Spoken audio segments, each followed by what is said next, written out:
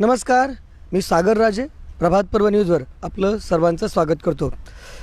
नवी मुंबईतील 95 प्रकल्पग्रस्त गावातील घरं नियमित करण्याचा निर्णय आघाडी सरकारने घेतलेला आहे. त्या संदर्भात नुकताच जी.आर. देखील प्रकाशित झालेला आहे. त्या निर्णयाबाबत अनेक प्रतिक्रिया उमटत आहेत. काही लोकांनी त्याचं स्वागत देखील केलेलं आहे, तर काहींच्या मते निवडणुकीच्या पार्श्वभूमीवर कुठेतरी गाजर दाखवून प्रकल्पग्रस्तांची दिशाभूल करण्याचा हा प्रकार आहे. या संदर्भात आगरी कोळी युथ फाउंडेशनचे अध्यक्ष निलेश पाटील यांनी सविस्तर अशी एक पत्रकार परिषद घेतली होती. त्याच्यामध्ये त्यांचं अवलोकन असं होतं की कुठेतरी बऱ्याच वर्षांपासून प्रलंबित असलेल्या मुद्द्याला या ठिकाणी जी.आर. जो राज्य सरकारने किंवा आघाडी सरकारनं या ठिकाणी प्रकाशित केला, त्यामुळे आता कुठेतरी सुरुवात होईल असे दिसते. तरी देखील अनेक त्रुटी आहेत त्याच्यामध्ये, त्या देखील त्यांनी बोलून दाखवल्या. या संदर्भात मी सुरुवातीलाच म्हटल्याप्रमाणे अनेक लोकांनी याच्यावर टीका देखील केलेली आहे. केवळ येत्या निवडणुका पाहून अशा प्रकारचा निर्णय प्रकल्पग्रस्तांची दिशाभूल करण्यासाठी घेतलेला असा देखील आरोप केला जात आहे. तर ओबीसी नेते राजाराम पाटील साहेब ज्यांनी सातत्याने गावठाण विस्तार असो किंवा प्रकल्पग्रस्तांची घरे नियमित करण्याचा साठी जो प्रयत्न असो त्यांनी सातत्याने चालू ठेवलेला. या संदर्भात उच्च न्यायालयात याचिका देखील करण्यात आलेल्या आहेत. तर त्यांची भूमिका नक्की काय या संदर्भात हे आपल्याला जाणून घ्यायचे. पाटील साहेब, स्वागत आहे प्रभातपूर न्यूजमध्ये. खरं तर कळंबोली गावामध्ये ही आपली मुलाखत चालू आहे. सुरुवातीला गावठाण विस्तारासंदर्भातली पहिली मुलाखत जी प्रभातपूरला आपली होती ती याच ठिकाणावरून होती, माया भगत जी आहेत स्वतः. तर हा जो निर्णय आहे 95 गावांचा जेथील घरे नियमित करण्याचा निर्णय घेतलेला आहे आणि त्या संदर्भातला जी.आर. देखील आपण पाहिला असेल. त्याचं अवलोकन केल्यानंतर तुमची या संदर्भातली भूमिका काय ते मला स्पष्ट करून सांगा. आजच्या या चर्चेला ज्यांच्या गावातून आपण याला सुरुवात केली म्हणजे सागर राजे आणि प्रभात पर्व यांचा पहिला परिचय कळंबोलीकडे आणि माया भगत यांच्याकडे झालेला आहे. कुणाल भगत त्यांचे चिरंजीव आहे. ही आमची दुसरी पिढी आहे आणि ही मागची पिढी आहे आणि मी समजा मधला आहे. म्हणजे तर याच्यामध्ये आपण जी चळवळीची सुरुवात केली किंवा शासनाकडे ज्या मागण्या केल्यात, गावठाण हक्क कायद्यानुसार आम्हाला घराचं प्रॉपर्टी कार्ड भेटलं पाहिजे आणि गावातल्या मोकळ्या जागा, सार्वजनिक जागा, रस्ते यांची मालकी गावाला भेटली पाहिजे अशी त्याची मांडणी आहे. आणि मूळ गावठाण सोडून बाकीच्या भागात जे विस्तार झालेला आहे आमचा, त्याला विस्तारित गावठाण हा शब्द वापरलेला आहे. आणि आजूबाजूला गुरचरण जागा असतील किंवा मोठ्या जागा प्रकल्पग्रस्तांच्या पण बाकी आहेत, त्या जागासुद्धा आमच्या आहेत अशा प्रकारचा त्यामध्ये दावा आहे. कारण आमच्या गावाच्या विस्तारासाठी समजा नवी मुंबईत जागा नसतील, पण रायगडमध्ये मोठ्या जागा आहेत. गुरचरण जागा फार मोठ्या प्रमाणात 100 एकर 200 एकर आहेत. ह्या जागा आमच्या गावाच्या विकासाच्या आहेत अशा प्रकारची जिल्हाधिकाऱ्यांकडे मागणी केलेली आहे. आणि ही सगळी चळवळ ही गावठाण विस्ताराची आहे. आता गावठाण विस्तार हा कायदा जो आहे तो मान्य जिल्हाधिकारी आणि भूमी अभिलेख यांच्या मार्फत तो राबवला जातो, म्हणजेच महसूल विभागामार्फत राबवला जातो. माझा या जी.आरला किंवा या आदेशाला आक्षेप यासाठी आहे कारण हा नगरविकास विभागाने काढला आहे, हा महसूल विभागाचा नाही. म्हणजे आम्ही जे मागायला चाललो हे भूमी अभिलेख विभागाकडचा आहे आणि इथे आदेश कोणी काढला आहे? एकनाथ शिंदेनी नगरविकास विभागाने. आणि म्हणून हा आदेश फसवा आहे, लोकांची फसवणूक करणार आहे. खरं म्हणजे शासनाच्या बाजूनी बोलणारे लोक नेहमीच खूप असतात, परंतु कारण ते शासन त्यांना भाट म्हणून मानधन देत असतं, पैसे पण देतात, जाहिरात पण होते. म्हणजे हाच आदेश ज्यावेळी जाहीर केला तेव्हा माझं असं ऐकण्यात आलं की अनेक पत्रकारांनी प्रतिप्रश्न करण्याचा प्रयत्न केला सरकारला, तर त्या पत्रकारांना बोलू दिलं नाही. याचा अर्थ या आदेशामध्ये काहीतरी दोष आहे. आणि म्हणून या आदेशाची चिकित्सा झाली पाहिजे. याची पहिली चिकित्सा आम्ही असं करतो की महाविकास आघाडी सरकारने ओबीसींच्या आरक्षणाच्या बाबतीत म्हणजे या महानगरपालिकामधले नवी मुंबई असतील, पनवेल असेल, मुंबई असतील, इथले ओबीसी आगरी कोळी कराडी भंडारी हे नगरसेवक आहेत, यांच्या बाबतीत राजकीय आरक्षणाचा अहवाल जो सुप्रीम कोर्टाला दिला होता तो त्यांनी फेटाळला. म्हणजेच ओबीसींची फसवणूक यांनी केलेली आहे. ऑलरेडी ओबीसींच्या राजकीय आरक्षण संपवलेलं आहे, ते निवडून येऊ नयेत अशी व्यवस्था केलेली आहे. मग आता ओबीसींना पुन्हा मूर्ख मतच आता नेत्यांना मूर्ख बनवले. त्यांचं जे नगरसेवक आहेत त्यांचं आरक्षण ह्याच सरकारने घालवलं. आता मतदारांना फसवण्यासाठी हा आदेश आणला आहे.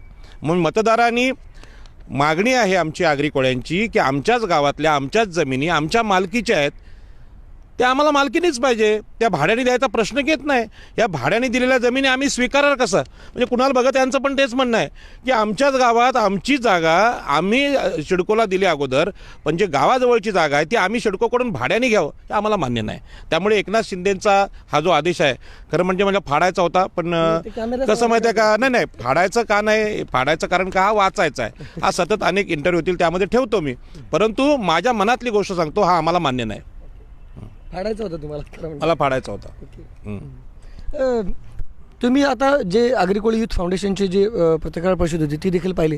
त्याच्यामध्ये मी विचारलं होतं की या ठिकाणी किरण पाटील असतील, राजाराम पाटील असतील, हे सातत्याने प्रकल्पग्रस्तांची घरे नियमित करण्यासाठी उठाव करत आहेत, चळवळ त्यांची सुरू आहे, या संदर्भात याचिका दाखल आहे. तर त्यावेळी त्यांनी असं सांगितलं की त्यांचा प्रश्न वेगळा आहे. किरणच्या बाबतीत ते बोलले की तिथे सिडकोचा विषय नव्हताच, एक प्रकारे भूसंपादन जी केलेलं त्या संदर्भातला विषय नव्हता असं काहीतरी ते बोलले. आणि तुमच्या बाबतीत जेव्हा विचारलं तेव्हा त्यांनी सांगितलं की तुम्ही गावठाण विस्तारासाठी गाव कमिटी करा असं सांगता, परंतु प्रत्यक्षात आता इथे ग्रामपंचायती अस्तित्वात राहिलेल्या नाहीत. आणि त्याच्यामुळे आता जर ग्रामपंचायती अस्तित्वात नसतील तर मग कुठेतरी ही जी पद्धत किंवा तुम्ही हा जो निर्णय घेतलेला आहे तो त्यांना वाटला नाही की तो योग्य असं, त्यांची ती तशी धारणा होती.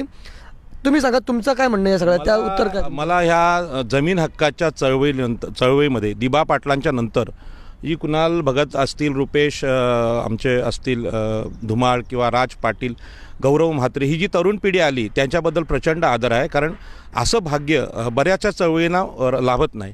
म्हणजे बऱ्याचशा चळवळीमध्ये म्हातारी माणसं असतात. खरं म्हणजे ते आता म्हणजे सूर्य जसा मावळतीला चालला आहे तशी माणसं ही लढायच्या तयारीत नसतात की आता झालं आमचं संपलं, परंतु तरुण पिढी या चळवळीत आहे. आणि जी सुशिक्षित तरुण पिढी आहे त्यांच्याबद्दल तर मला प्रचंड आदर आहे. मग निलेश पाटील असतील किंवा अन्य त्यांचे सगळे सहकारी असतील, परंतु तरुण पिढीने कायदा वाचला पाहिजे, भारतीय संविधान वाचलं पाहिजे. की ग्रामपंचायत गेली म्हणून संघटना करण्याचा, गाव कमिटी करण्याचा आमचा अधिकार गेला असं त्यांचं म्हणणं असेल ते अत्यंत चुकीचं आहे, अज्ञानावर आधारित आहे.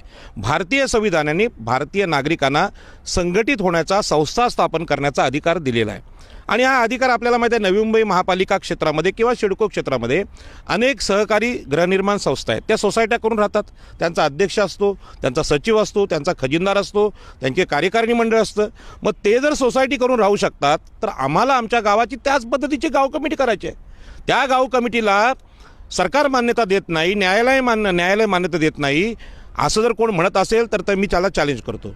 असं न्यायालय करू शकत नाही, सरकार करू शकत नाही. गावाला सुद्धा गाव कमिटी करून राहण्याचा अधिकार आहे. जसं दशरथ भगत आमचे मित्र आहेत, त्यांची बघा तिथे मोराज नावाची सोसायटी आहे. ते गावाले आहेत वाशी गावचे, पण ते मोराजमध्ये राहून त्या सोसायटीचे सदस्य आहेत. ते सोसायटी करू शकतात. मग आपल्या वाशी गावात जाऊन का ते सोसायटी करू शकत नाही? करू शकतात. परंतु आपल्या लोकांना कायदा, संविधान याचा नीट अभ्यास न केल्यामुळे कुणीतरी सांगितलं, एखाद्या सिडको अधिकाऱ्याने सांगितलं किंवा एकनाथ शिंदेसारख्या आपल्या आगरी कोळ्यांना मूर्ख बनवणाऱ्या मंत्र्यांनी सांगितलं, त्याच्यावर ते विश्वास ठेवतात. आणि हा विश्वास आत्मघाती आहे, तरुणांना न शोभणारा आहे. आणि म्हणून पुन्हा सांगतो, भारतीय संविधान वाचा. संविधान यासाठी वाचा की त्या संविधानामध्ये आम्हाला गाव कमिटी करण्याचा अधिकार दिला आहे आणि त्या गाव कमिटीला मान्यता न्यायालय देते, सरकार देते. आणि याच्या पुढे जाऊन तुम्हाला सांगतो, तिथे गाव कमिटी करण्याचा जसा आपल्याला अधिकार आहे तसाच गावठाण कायदा हा संविधानामध्ये आहे. हा GR आहे. हा GR आणि कायदा यात फरक आहे. कायदा मोठा आहे, हा GR महत्त्वाचा नाही. जसं आम्ही 22.5% बोलतो, 22% राज्याचं धोरण आहे जे आमच्या प्रकल्पग्रस्तांना फसवणार आहे. पण 2013चा कायदा संसदेने कायदा केलेला आहे आणि म्हणून गावठाण हक्क कायद्याला संसदेने मान्यता दिलेली आहे, आपल्या संविधानामध्ये आहे. म्हणून आम्ही शासनाशी बोलताना कायद्याने बोललं पाहिजे, भिकारी नाही. भाड्याने दिला तर भाड्याने घेऊ. अरे भीक मागतो का आम्ही एकनाथ शिंदेकडे? आम्ही या भूमीचे मालक आहोत, या रायगडचे मालक आहोत. एकनाथ शिंदेने आम्हाला शिकवू नये आमच्याकडे भाड्याने राहून, आमच्याकडे येऊन शिकू नये कायदा. आम्हाला भूमिपुत्र म्हणून मान पाहिजे, तो मुंबईमध्ये पाहिजे, ठाण्यामध्ये पाहिजे, रायगडमध्ये पाहिजे. यासाठी तो संघर्ष आहे, तो दिबा पाटलांचा संघर्ष आहे. असा कुठला तरी मंत्री येईल आणि आम्हाला मूर्ख बनवेल की भाड्याने तुम्ही जागा, आमचीच जागा आम्ही भाड्याने घ्यायची, हे चालणार नाही. आणि म्हणून हे GR म्हणजे फसवणूक आहे. गावठाण हक्क कायद्याने जमीन मालकी मिळत असेल तर भाड्याने का स्वीकारायचं आमचं म्हणणं आहे. मला काय विचारायचं आहे की आता गावठाण हक्क कायदा हा ग्रामपंचायतीपुरता मर्यादित होता का? म्हणजे आता ग्रामपंचायतीचं अस्तित्व गेलेलं आहे. आता इथे सिडको ज्या असेल किंवा महानगरपालिका असेल, अनेक प्राधिकरणं किंवा अनेक संस्था या ठिकाणी आता कार्यरत आहे. मग आता महसुली किंवा कलेक्टरकडे ते आता लँड आहे का किंवा त्या संदर्भात? मला सांगा की एक सांगतो तुम्हाला की प्रत्येक भारतीय नागरिकाचा जमीन मालकी हा अधिकार आहे. या देशाच्या भूमीवर माझा अधिकार आहे हे प्रत्येक नागरिकाला संविधानाने दिलेला आहे. आणि तो संविधानाने दिलेला असेल तर तो शहरात लागत नाही, गावात लागतो, हा गैरसमज आहे.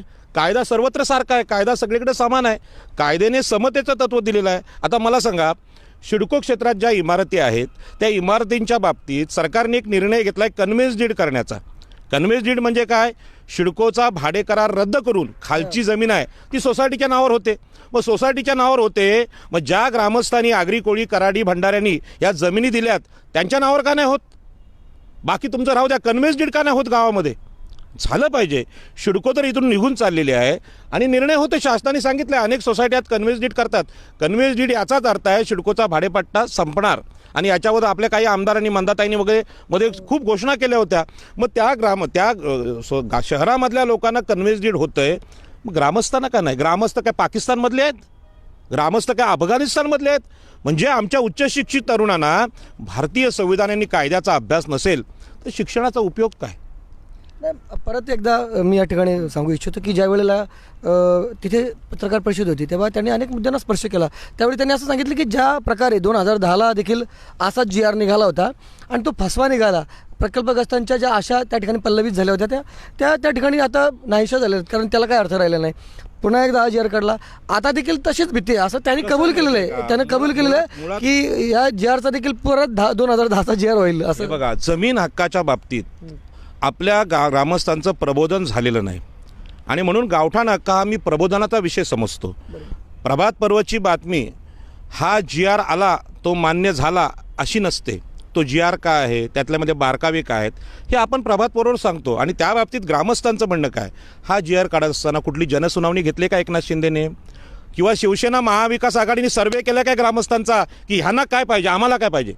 आम्हाला जमिनीची मालकी पाहिजे, आम्हाला भाडे करार नको.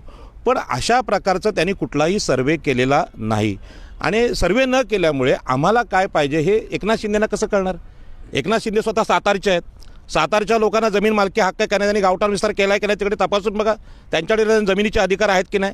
तर प्रत्येक ग्रामस्थाला प्रत्येकाला या जमिनीची मालकी हक्क पाहिजेत, सिडकोचा भाडेपट्टा नको. आणि सिडकोच्या भाडेपट्टाबद्दल ग्रामस्थांची तक्रार नाही आहे, तर कॉलनीमध्ये राहणारे लोक बोलतात आम्हाला कन्व्हेन्स डीड पाहिजे की जी सोसायटी आमची ज्यावर उभी आहे त्याची खालची जमीन आम्हाला सिडकोची नको, आत्ता आम्हाला मालकी पाहिजे. उद्या इमारत पडली तर आम्हाला रिकन्स्ट्रक्शन करायचं असेल तो अधिकार, स्वयंविकासाचा अधिकार सोसायटीना पाहिजे आणि तोच अधिकार आम्ही मागतो. यामध्ये चुकीचं काय? अनेक वर्षांपासून हा प्रलंबित मुद्दा होता, कुठेतरी सुरुवात होणार आहे.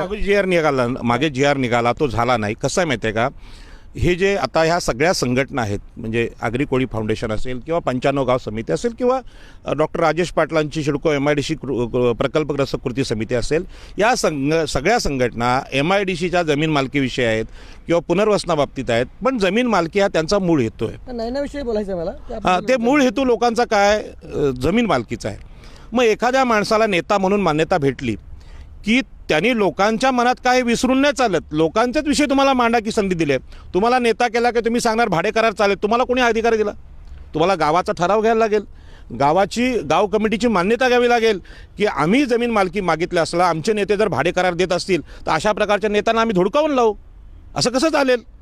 आम्हाला नाही विकायचं ते, कारण आता माया भगतांची जमीन छोटी नाही आहे, फार मोठी जमीन आहे, एकरभर जमीन आहे. ही का आम्ही द्यायची का?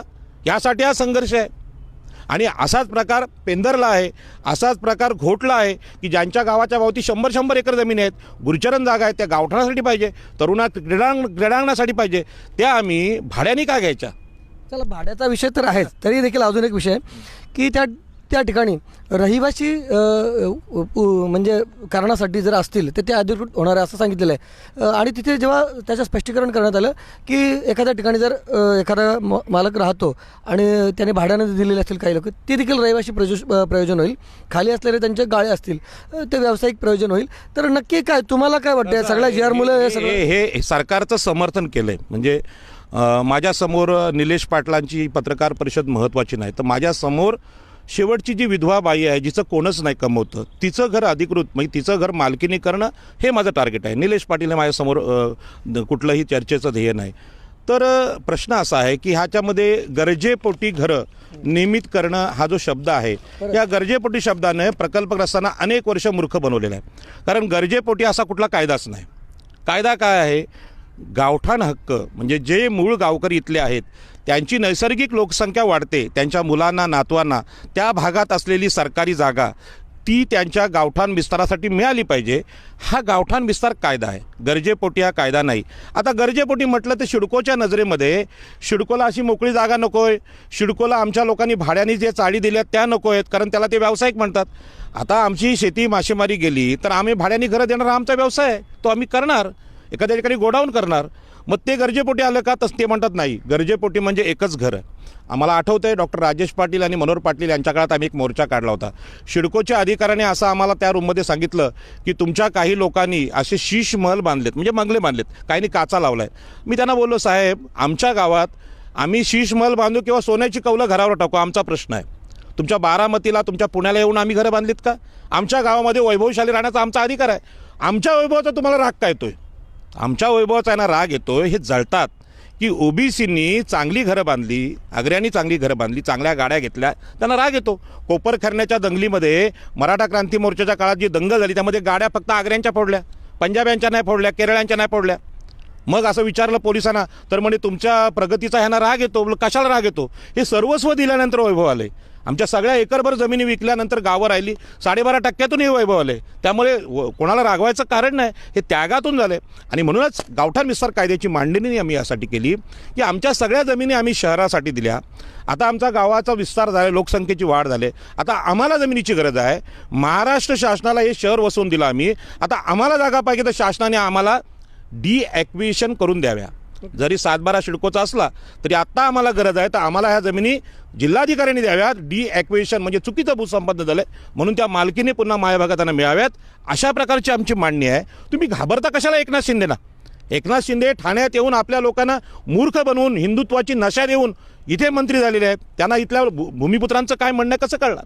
आम्ही समुद्रपट्ट्यात राहतो, आमची शाखा नाशिकला नाही, आमची शाखा पुण्याला नाही, सागर किनारी आमची वस्ती आहे, आम्ही सागर किनारे सोडू शकत नाही. 2000 वर्षापासून वस्ती आहे. हा जो विषय आहे ॲडव्होकेट दत्ता पाटलांनी पण सेजच्या काळात मांडला होता. सेजच्या काळामध्ये इथली गाव उठवा आणि नाशिकला नाही असं म्हणणं होतं. त्यावेळी दत्ता पाटलांनी सांगितलं होतं आम्ही निवट्या खातो, आम्ही बोंबील खातो, आम्ही कळंबोली सोडणार नाही, आम्ही वाशेगाव सोडणार नाही, आम्ही कोपरखरणे सोडणार नाही, कारण आम्ही सागरकाठची वस्ती आहे. मुंबईतल्या कोळीवाड्यांबाबद्दल सुद्धा हेच म्हणणं आहे. कोळीवाडे हे नैसर्गिकरित्या 2000 वर्षापासून असतील, समुद्रावर डिपेंड असतील, तर समुद्र आम्ही सोडणार नाही. कारण फक्त जमीन नाही तर आमचं एक पाऊल समुद्रात आहे, एक पाऊल जमिनीवर आहे. आणि म्हणून छत्रपती शिवाजी महाराजांचे आम्ही मावळे आहोत. एकनाथ शिंदेना हा इतिहास माहीत नाही शिवाजी महाराजांचा. नुसती दाढी वाढवली म्हणून शिवाजी होता येत नाही. शिवाजी व्हायचं असेल तर समुद्रात पोहता आलं पाहिजे. आणि म्हणून एकनाथ शिंदे असतील, उद्धवजी ठाकरे असतील, त्यांना मी सांगतो की छत्रपती शिवाजी महाराजांच्या मावळ्यांच्या नादाला तुम्ही लागू नका. छत्रपतींनी राजधानी रायगडमध्ये आणली, तो आमच्यावरचा विश्वास आहे. आणि म्हणून तुम्ही जे काही शिवसैनिक तयार केलेत त्यांनी इतिहास आणि भूगोलाचा अभ्यास करावा, कायद्याचा अभ्यास करावा, मग असे जी आर काढावेत. नेहमीच मूर्ख कोणाला बनवता येत नाही. ह्या निवडणुकीमध्ये हा जी आर शिवसेना महाविकास आघाडीचा पराभव करेल. बरं, या जी आर मुलं चला ठीक आहे, चला तुमच्या मागण्या जरी असतील आणि अशाच पद्धतीनं जर सगळं सुरू राहिलं या जी आरनुसार तर भविष्यात पुन्हा एकदा सिडको, बिल्डर लॉबी ह्या सगळ्यांचा तेच चक्र चालू राहील, दुष्ट चक्र चालू राहील. साधं गणित आहे. भाडे करार करताना सुद्धा हे गावकरी इथले मूळचे मालक आहेत, ही संकल्पना विसरलेली आहेत. आम्ही SRAमध्ये जसं सरकारी जमिनीवर झोपडपट्ट्यातल्या बाहेरच्या नागरिकांनी अतिक्रमण केलं होतं आणि म्हणून त्यांना त्यांची छोटी 300ची घरं देण्याचा जो प्रकार शासनाने केला तो प्रकार इथे नाही. आम्हीच ह्या जमिनीचे मालक आहोत. मग अशावेळी हे 30% आणि 60% जो दर सांगितला ह्याच्यामध्ये, हा जो दर आहे सिडकोचा असा समजा रेट आहे जवळजवळ 1 कोटीपर्यंत गेला आहे. मग 30% घेतले तर होतात किती? 30 लाख. आणि 60% घेतलं तर 60 लाख होतात. मग 30 लाखात वरून छोटा फ्लॅट येतो ना. मग तुम्हाला भाड्याने घ्यायचं, तुमची जमीन करायची गरज का आम्हाला? बिल्डर पण देईल तो. 45,000 असते बोलले ते. कोण? पाटील साहेब, निलेश पाटील. निलेश पाटील म्हणजे काय सिडकोचे MD आहेत का? म्हणजे समर्थन एखाद्या करायचं तर तुम्ही काय मुख्यमंत्र्यांचे सचिव आहेत का? प्रकल्पग्रस्तांच्या बाजूनी बोला, तुम्हाला आम्ही सन्मान देऊ. पण सरकारचं समर्थन अशा प्रकारचं होऊ शकत नाही. आणि तुम्हाला एक नियम माहीत आहे जो लिहिलेला नाही कुठे. सिडकोच्या अधिकाऱ्याला सांगितलं 1 रुपया फक्त मानधन घ्या तर सिडकोचे अधिकारी 1 लाख घेतील पाठीमागच्या दाराने. जे प्रकल्पग्रस्त देऊ शकणार नाही आणि मग प्रकल्पग्रस्त काय करणार, साहेब आमच्याकडे 1,00,000 रुपये जे बाजूने द्यायचे असतात ब्लॅकनी ते नाहीत, मग तो प्लॉट बिल्डरला देणार. 12.5% हेच झालं. सिडकोचे अधिकारी प्रामाणिक नाहीत, सिडकोचे MD प्रामाणिक नाहीत. हा विषय कुठल्याही पुस्तकात लिहिलेला नाही, पण सगळ्यांना माहीत आहे. मग सिडकोच्या अधिकाऱ्याला आपण संधी दिली, जसं पूर्वीचं मी मगाशी पण बोललो, RTOचे अधिकारी आहेत, हेल्मेट घातलं नाही म्हणून पैसे घ्यायचे, कोणी 100 पण घ्यायचा, कोणी 20 पण घ्यायचा, कोणी 500 पण घ्यायचा. पण आता बरं झालं की ते फोटो काढतात आणि डायरेक्ट अकाउंटवर कट होतात, म्हणजे ते पैसे सरकारला पोहोचतात. पण हे पैसे सरकारला सिडकोच्या अधिकाऱ्यांचे पोचत नाहीत. सिडकोच्या अधिकाऱ्यांचा भ्रष्टाचार म्हणजे जागतिक विक्रम आहे, सगळ्यांना माहीत आहे तो. मग यांना 30% म्हणा किंवा 60%, हे 30% तर 300% होणार आहे, 60% 600% होणार आहेत. याची जबाबदारी कोण घेणार? त्यातल्या परत आणि म्हणून सांगतो निलेश पाटील ह्या आपल्या चर्चेचा विषय नाही, कारण का आपल्या प्रकल्पग्रस्तामध्ये मला भांडण नाही. का मला विश्वास आहे निलेश पाटील असतील किंवा अन्य कार्यकर्ते असतील, हे ऐकून दुसऱ्यांचं ऐकून कायदा वाचून संविधान वाचून उद्या शहाणे होणार आहेत. म्हणजे मला विश्वास आहे त्यांच्या विवेकबुद्धीवर. पण आपण आपल्या अज्ञानी भावांना मूर्ख बनवण्याचं काम करू नये, ही माझी सगळ्यांना विनंती आहे. तुम्ही गावामध्ये येऊन चर्चा करा. बरं, आपल्याकडे येईलच मी पुन्हा एकदा. माया भगत जे असतील म्हणजे ज्यांच्या खरोखर गावठाण विस्ताराचा प्रश्न, कोणाला 2 मिनटे कोणाला कडे येतो मी, इथे येते का थोडा बसायला इकडे या साईडने खुर्ची घ्या ना इकडे, ते मध्ये येते ना. ओके, म्हणजे कुणाल असतील, माया भगत जे असतील, यांच्या घरांसाठीचाच खरा म्हणजे हा प्रश्न आहे. म्हणजे त्यांची देखील घरं ही सिडको हद्दीमध्ये असतील आणि भविष्यात ती नियमित होतील अशा GRनं. तुम्ही समाधानी आहात का सगळ्या गोष्टीवर? नाही, अजिबात नाही. या GRमध्ये प्रकल्पग्रस्तांसाठी काहीच फायद्याचं नाही आहे. कारण आपल्याच जागा आपण जर भाडेतत्वावरती घेणार असू तर त्यामध्ये कोणताही फायदा दिसत नाही आहे. तुमचा देखील अशा GRला विरोध आहे? विरोध आहे. परत एकदा मी पाटील साहेबांकडेच येणार आहे, म्हणजे अगदी समारोपाकडे आपण येऊया. तत्पूर्वी नैनाचा विषय सुद्धा खूप चालू आहे. तुम्ही पाहतो की योग्यरित्या प्रबोधन झालेलं असं वाटतं का तुम्हाला? नाही, कुठलंही म्हणजे कायदेशीर भूसंपादन नसताना आमच्या जमिनीवर आरक्षण टाकण्याचा अधिकार सिडकोला नाही. नैनामध्ये कुठे भूसंपादन झाले दाखवा, कुठलं ॲग्रीमेंट झाले दाखवा. आणि तुम्ही डायरेक्ट जर असं टाकत असाल तर हे बेकायदेशीर आहे. जसं 22.5% हा कायदा नाही, हे राज्याचं धोरण आहे, तसं हे राज्याचं धोरण आहे, कायदा नाही. कुठलीही गोष्ट करताना कायद्याने केली पाहिजे. 12.5% हे कायदेशीर पुनर्वसन आहे आणि म्हणून 12.5%मध्ये नोकऱ्या होत्या. 12.5%मध्ये तुम्हाला माहिती आहे वाढीव भाव कोट्यावधी लोकांना भेटला, कारण तो कायद्याने न्यायालयात भांडता येतं. या GR विरुद्ध आम्ही संमती दिली. आज काही संघटना संमती द्यायला लागल्यात लोकांना विचारत न घेता. तर आपण कायदेशीररित्या कोर्टात भांडू शकत नाही. जसं 22.5%मध्ये नोकऱ्या नसताना आम्ही संमतीपत्र दिली, त्यामध्ये कायद्याने भांडता येत नाही. आणि म्हणून अशा प्रकारचे निर्णय नैना असेल किंवा 22% असेल, या बाबतीत गावात लोकांचं प्रबोधन झालं पाहिजे. आणि म्हणून आम्ही गाव कमिटी करून प्रबोधनावर भर देतो. लोकांच्या संमतीशिवाय, लोकवर्गणीशिवाय काम करू नका. नेत्यांच्यावर अंधश्रद्धा ठेवून आतापर्यंत आपली फसवणूक झाली. म्हणून दिबा पाटील हे प्रबोधन करणारे नेते होते. ते प्रबोधन करायचं, लोकांकडून वर्गणी घ्यायचे. आमच्यापैकी कुणीही सेट नाही, आम्ही गावातून वर्गणी करतो, लोकांना त्याचा राग येतो. परंतु नैनामध्ये लोकांचं प्रबोधन झालेलं नाही, कायदेशीर झालं. आज CA असलेल्या वकील काय चालू आहेत ना पुष्कळच्या प्रबोधनामध्ये. त्याने माझं चॅलेंज आहे ना, त्यांनी सांगावं तो कायदा आहे काय, नैना कायदा आहे का? ते देखील विरोधातच आहेत ना. नाही, विरोध करणं वेगळं, म्हणजे एखाद्या गोष्टीला विरोध करणं म्हणजे न्याय मिळणं असं नव्हं. आमचा सुद्धा या GRला तसा विरोध नाही, कसा की अंधपणे म्हणजे डुक्कर मुसंडी नाही. आम्ही सांगतो गावठाण विस्तार कायदा असताना, महसूलचा कायदा असताना नगर विकासला GR काढायची गरजच नाही. जो कायदा ग्रामपंचायत अधिनियममध्ये आहे तो द्या. आणि या नवी मुंबईतल्या काही लोकांचं म्हणणं आहे की सिडको क्षेत्रात महानगरपालिकामध्ये गावठाण कायदा लागत नाही. नवी मुंबईत माझ्याबरोबर या, मुंबईमध्ये माझ्याबरोबर या. मुंबईमध्ये आम्ही सीमांकन केलेलं आहे 12 कोळीवाड्यांचं आणि गावठाण हक्क कायद्याने आम्ही कोर्टात चाललो आहे. आता सायनमध्ये जी फसवणूक चालली आहे त्या सायनच्या अन्यायाविरुद्ध आम्ही सुप्रीम कोर्टात, हायकोर्टात चाललो आहे. ॲडव्होकेट गुणरत्न सदावर्ते आमचे वकील आहेत आणि तो सदावर्तेसारखे वकील म्हणजे तज्ज्ञ वकील गावठाण कायदा लागत नाही असं जर त्यांच्या लक्षात आलं असतं आणि केसच घेतली नसती. आणि म्हणून आपल्या लोकांनी फक्त गैरसमज पसरवले. तुम्ही तज्ज्ञ नाही, एखादा वकील असू शकतो, पण तो वकील आहे याचा अर्थ त्याला सगळं ज्ञान आहे अशा प्रकारचं नाही. आणि ते ज्ञान आपल्या संदर्भात उपयोगी येते का? आज OBCंचा राजकीय आरक्षण गेले का गेले? महाविकास आघाडीने सुप्रीम कोर्टाला चुकीचा अहवाल दिला. मग महाविकास आघाडी ओबीसींच्या विरोधात चुकीचा अहवाल देऊ शकते, तर चुकीचा GR पण काढू शकते. आणि एकनाथ शिंदेने स्वतः सिद्ध केलं आहे की इथे दिबा पाटलांचं नाव आहे सगळ्यांना माहिती. इथे बाळासाहेब ठाकरेच काय, अटल बिहारी वाजपेयी पण टिकू शकत नाही या पट्ट्यामध्ये. इथे दिबा पाटीलच आहे. मग असं असताना बाळासाहेब ठाकरेंचं नाव गुपचूप द्यायची गरज काय होती? तुम्ही लोकप्रतिनिधी आहेत ना, तुम्ही सगळ्यांच्या समोर येऊन सांगा ना, कळंबोलीत सभा घ्या आणि सांगा तुम्ही की इथे आम्ही बाळासाहेब ठाकरेंचं नाव देतोय, किंवा पनवेलमध्ये घ्या. नाही घेऊ शकत तुम्ही. आणि म्हणून चोरून जाऊन गुपचूप हे करणं हे खुल्या दिलाचं किंवा छत्रपती शिवाजी महाराजांच्या मावळ्याचं शौर्याचं उदाहरण नाही, ही फसवेगिरी आहे. आणि तशी जी फसवेगिरी प्रकल्पग्रस्तांना विचारात न घेता केलेली आहे. कोणी आमच्यातल्या अशा सहाय्या केली असतील तर ते गद्दार आहेत, ग्रामस्थांशी गद्दार आहेत. त्यांनी आम्हाला सांगावं, आमचे नेते असतील त्यांनी सांगावं की हे बरोबर आहे, हे चुकीचं आहे. यामध्ये गावठाण, विस्तारित गावठाण शब्द आहे. विस्तारित गावठाणात जमीन मालकी हक्काने भेटते, करार करायची गरज काय, यात शब्द आहे. म्हणजे विस्तारित गावठाण शब्द वापरलाय तुम्ही, मग जमीन भाडेकरांनी कशासाठी सिडकोची मालकी कशी काय? आम्हाला नको आहे. परत एकदा मुलाखतीच्या समारोपाकडे येत असताना मला विचारायचं आहे की इथे अशा पद्धतीने निघालेला GR असेल किंवा नैना संदर्भात सध्या जो विरोध चालू आहे, प्रकल्पग्रस्तांनी नक्की काय केलं पाहिजे आता सांगा मला. लोकांनी विरोध करू नये. विरोध कसा, म्हणजे विरोध नको करू नये म्हणजे काय? गाव कमिटी करावी, कायदा समजून घ्यावा आणि आम्हाला गावाचा विकास कशा पद्धतीने पाहिजे हे सांगावं. आता इथे एकनाथ शिंदेची काय चाललेली आहे की ठाण्यामध्ये त्यांनी क्लस्टर जाहीर केलं. ठाण्यातल्या आगरी कोळ्यांनी एकनाथ शिंदेला विरोधाची भूमिका नाही घेतली किंवा गावठाण हक्काचा एकही प्रस्ताव दिला नाही. रायगड जिल्ह्याचा ठीक आहे, पेंदरचा एक प्रस्ताव गेलेला आहे, एक आमच्या करंजाड्याचा गेलेला आहे, अन्य प्रस्ताव घोडचा प्रलंबित आहे, धुतुमचा गेलेला आहे, प्रस्ताव गेलेले आहेत.